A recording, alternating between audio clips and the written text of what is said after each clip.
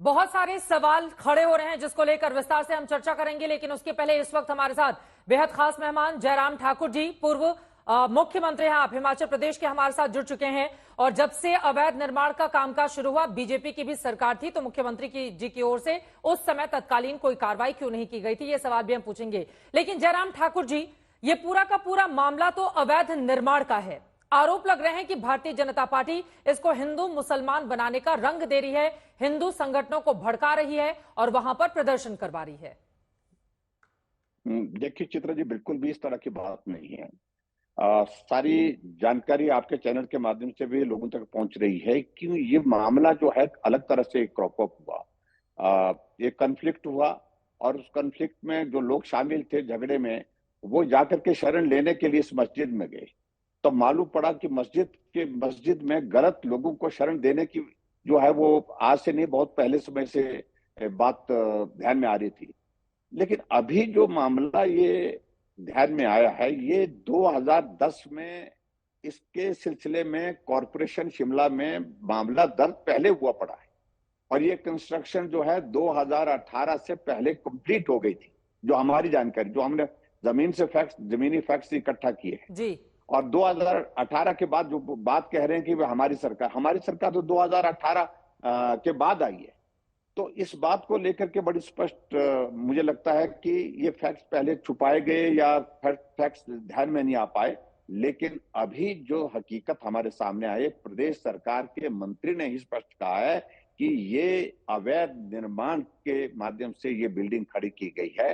एक दर्जी वर्षों पहले आया था और वहां एक ढारा बना करके अपनी दुकान चलाने शुरू किया। फिर बाद में कुछ और लोगों को लेकर के वहां पर बैठ गया, फिर और कुछ वहां पर कंस्ट्रक्शन शुरू किया और धीरे धीरे वहां पर स्ट्रक्चर खड़ा कर दिया। उसके बाद आज ये मंजिल चार मंजिला भवन वहां पर खड़ा होकर के हुआ 2018 तक बन गई थी, 2010 से इसका निर्माण कार्य शुरू हुआ। आपने जो कहा, तकरीबन यही बातें आज सदन में सरकार के मंत्री भी कहते हुए नजर आए। जयराम ठाकुर जी, मेरा ये सवाल है, आपने कहा कि तथ्य को छुपाया गया, आप भी मुख्यमंत्री रहे, बीजेपी की सरकार रही कई बार, कभी कांग्रेस कभी बीजेपी, ऐसा ही रहा है हिमाचल प्रदेश का, तो आप लोगों ने भी ध्यान क्यों नहीं दिया? आज जो सवाल आप कांग्रेस पार्टी पर खड़े कर रहे हैं, वही सवाल तो घूमकर आपके ऊपर भी पूछे जाएंगे ना, कि आप लोगों ने तत्कालीन सरकार में आखिर उसको रोकने का काम क्यों नहीं किया जब अवैध निर्माण का काम करवाया जा रहा था?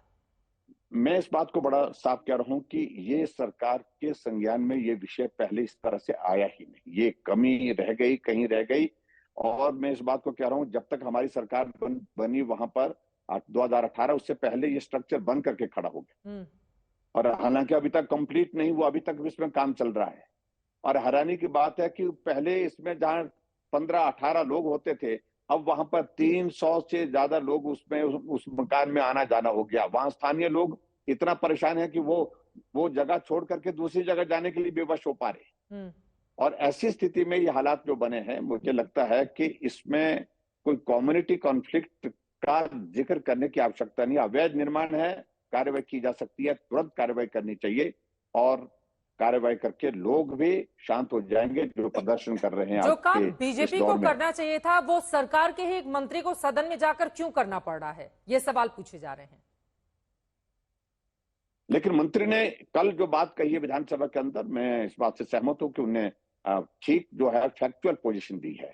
और उसके साथ साथ में कांग्रेस के भी बहुत सारे विधायक इस बात से सहमत है।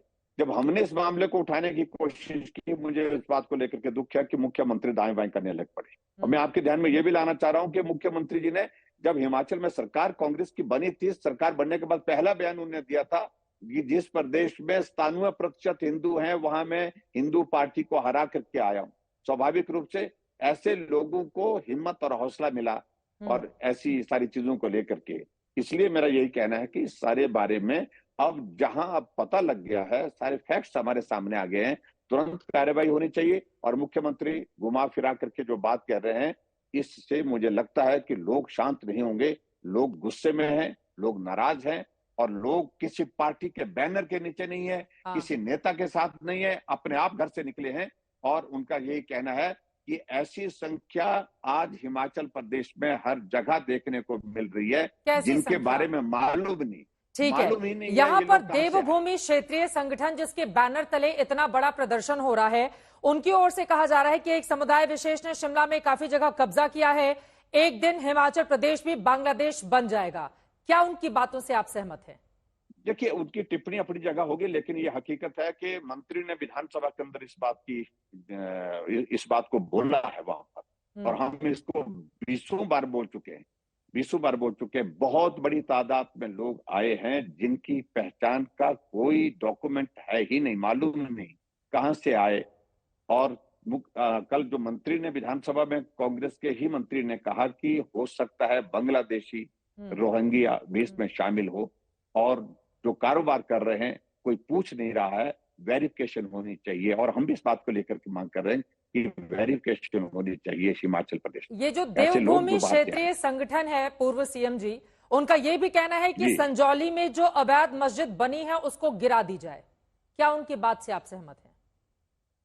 देखिए, मैं इस बात को लेकर के सिर्फ इतनी बात कह रहा हूं कि अगर अवैध निर्माण है तो उस पर तो कार्रवाई होनी ही चाहिए, लेकिन और वो कार्रवाई हाँ, को विलंब नहीं करना चाहिए, तुरंत करना चाहिए। ये आवश्यकता है, लोगों की मांग भी यही है, और लोग इसी बात को लेकर के कह रहे हैं। कल मंत्री जब विधानसभा के अंदर कह रहे हैं कि वहां बहू बेटियों को आना जाना मुश्किल हो गया, इतने सारे लोग आते हैं, कहां से आते हैं, और वो बहुत ठीक तरह से व्यवहार नहीं करते हैं, ये भी उन्होंने कहा है।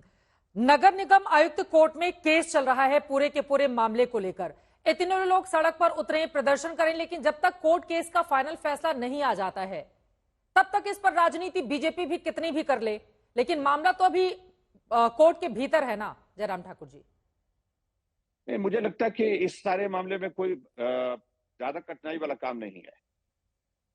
सरकार अगर इस पे कार्रवाई करना चाहे तो एक दिन भी पर्याप्त है, एक दिन के अंदर कार्रवाई की जा सकती है, क्योंकि फैक्ट्स जब आ गए हैं, सरकार जमीन की है, कब्जा किया है, उस पर भवन बना है, वो अवैध है, और उसको हटाने के लिए कोई कठिनाई नहीं है। मुझे लगता है कि एक दिन में कार्रवाई की जा सकती है, और मेरा ये मानना है कि जब लोग मांग कर रहे हैं, तब लोग मिल करके मांग कर रहे हैं, तो कार्रवाई करनी चाहिए। एक बहुत छोटा सा जवाब मैं आपसे चाहूंगी। असदुद्दीन अवैसी इस पूरे मामले में आ गए हैं। हमारे साथ अनिरुद्ध सिंह जी इस वक्त जुड़ चुके हैं, जिन्होंने इस मामले को उठाया, जिसके बाद लगातार हम देख रहे हैं किस तरह से हिंदू संगठनों का विरोध प्रदर्शन हो रहा है, और उनके बयानों को लेकर लगातार सवाल भी पूछे जा रहे हैं। फिलहाल के लिए बहुत धन्यवाद आपका जयराम ठाकुर जी, आज तक से जुड़ने के लिए और इस मुद्दे पर चर्चा करने के लिए।